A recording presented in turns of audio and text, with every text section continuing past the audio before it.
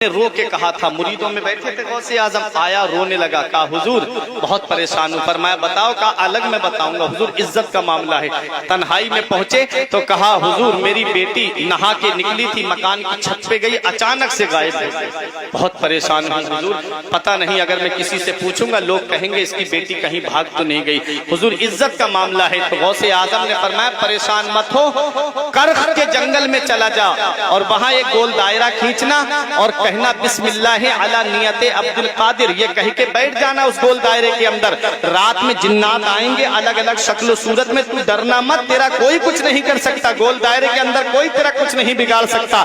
صبح کے وقت جنات کا سردار آئے گا، جب وہ تجھ سے پوچھے یہاں کیوں بیٹھا ہے تو کہہ دینا کہ مجھے عبد القادر نے بٹھایا ہے، اور جب وہ تجھ سے پوچھے کہ حکم تب بتانا کہ میری اپنی بیٹی کا معاملہ۔ جب اتنا کہا وہ چلے گئے جنگل میں، جا کے بیٹھ گئے، جنگل تھے، پہاڑی علاقہ تھا، کرخ کے جنگل میں۔ حضرات جب دیکھا جنات گزر رہے تھے ڈراؤنی شکلوں میں، ڈراؤنی صورتوں میں، صبح کو جب جنات کا سردار آیا بولا یہاں کیوں بیٹھا ہے، تجھے پتہ نہیں ہے جنوں کے گزرنے کی جگہ ہے، تیری جان بھی جا سکتی ہے۔ تو ان مرید نے کہا غوث اعظم کہ میں یہاں بیٹھا نہیں ہوں، مجھے بٹھایا گیا ہے۔ کہا کس نے تجھے بٹھایا ہے؟ کہا مجھے بٹھانے والے قطب ربانی محبوب سبحانی پیر لسانی حضور سیدنا شیخ عبد القادر جیلانی غوث اعظم دستگیر ہیں۔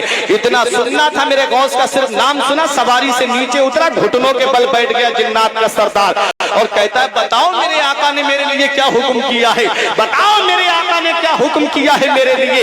اتنا کہنا تھا تو کہا کہ سن، میری بیٹی میری مکان کی چھت سے غائب ہو گئی ہے، بتاؤ مجھے میری بیٹی ڈھونڈ کے دے۔ میرے غوث نے کہا ہے کہ تو لا کر کے دے گا۔ اس نے کہا کس کی مجال جو غوث اعظم کے مرید کی بیٹی پہ غلط نظر ڈالے، کس کی ہمت ہوئی غوث اعظم کے مرید کی بیٹی پہ غلط نظر ڈالنے کی؟ جنات نے کہا کہ ہماری یہ مجال کہاں کہ غوث اعظم کے مرید کی بیٹی پہ غلط نظر ڈال دیں۔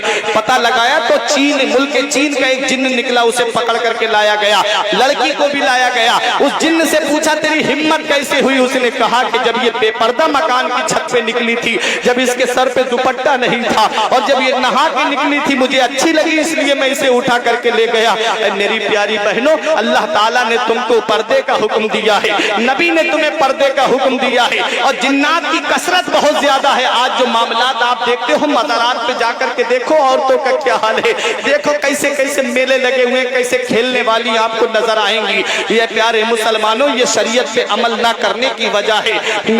پروردگار عالم نے پردے کا حکم دیا ہے، لیکن آج کا حال کیا ہے؟ شادیوں میں دیکھو تو سر پہ دوپٹہ نہیں، سر کو چھپانے کا حکم تھا۔ اے پیارے مسلمانوں، غوث اعظم کے مرید کی بیٹی مکان کی چھت پہ صرف سر کھلا لے کر کے گئی تو غائب ہو گئی۔ اس جنات کے سردار نے کہا تیری ہمت کیسے ہوئی، تو نے غوث اعظم کے مرید کی بیٹی کو اٹھایا، اس کی گردن کاٹ دی۔ اس کے بعد کہا غوث اعظم کے مرید سے یہ آپ کی بیٹی ہے، آپ اسے لے جائیے۔ اس کے بعد غوث اعظم کے مرید نے پوچھا تھا جنات کے سردار سے، ارے تم غوث اعظم کو کیسے جانتے ہو؟ تو جنات کے سردار نے کہا تم جاننے کی بات کرتے ہو، ارے غوث اعظم صرف انسانوں کے پیر نہیں ہے بلکہ جنات کے بھی پیر ہیں۔ غوث اعظم کی حکومت صرف انسانوں پہ نہیں چل رہی ہے بلکہ جنات پہ بھی چل رہی ہے۔ غوث الثقلین کہا جاتا ہے، انسانوں کے بھی غوث ہیں اور جنات کے بھی غوث ہیں۔ تب کہا جنات کے سردار نے کہ ہم دنیا کے کسی بھی کونے پہ ہوں اور غوث اعظم بغداد میں ہوں، ہماری طرف جلال کی نظر اٹھا دیں تو ہمارے جسم کے اندر فوراً آگ لگ جائے۔ کہتے ہیں یہ غوث اعظم کی نگاہ کا یہ عالم ہے۔ اس کے بعد جنات کے سردار نے ایک جملہ کہا تھا، آپ بھی اپنے اپنے دل کی تختی پہ لکھ کر کے لے جاؤ، سب سنو۔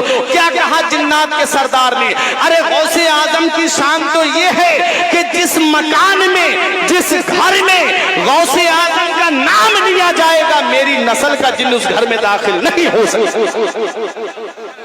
جس گھر میں غوث اعظم کا نام لیا جائے اس گھر میں، اس جنات کا سردار کہتا ہے میری نسل کا جن اس گھر میں داخل نہیں ہو سکتا۔ اسی لیے ہم لکھتے ہیں یا غوث المدد مکان کے دروازے پہ۔